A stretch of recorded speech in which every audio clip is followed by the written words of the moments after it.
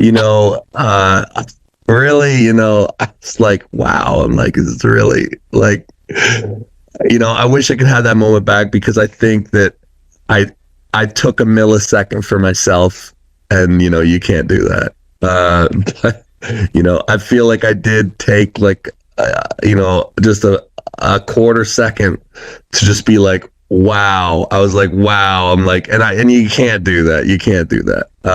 But I kind of did a little bit. Um, but what happened was, He was my calm. whole, what's that? He was calm. He was thinking. Yes, yes, yes. The way we both opened was, the way I opened was, top roll to take his hand, with a retreat into a king's move. So I was top roll, open top roll.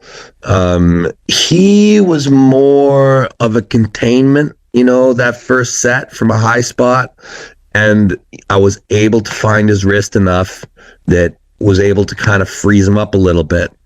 Now, I just started to try and get him off balance. We were frozen for a long time where, there's just not really a great option for you. You're kind of maxing out in the best arm wrestling that you can do.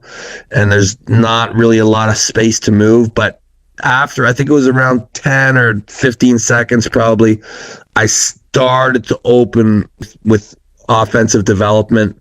I wish I had have started that sooner. Not that it maybe would have made a difference, but it's if you have any kind of initiative, any kind of advantage, you want to continue to kind of keep moving and working.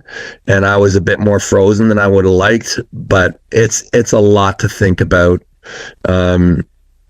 After the first round, I think that Levan recognized that my pronation was a bit of an issue. If there was any kind of an issue, it was my pronation, and he was able to top roll me, with not quite as much of a cup, and he just had the answer.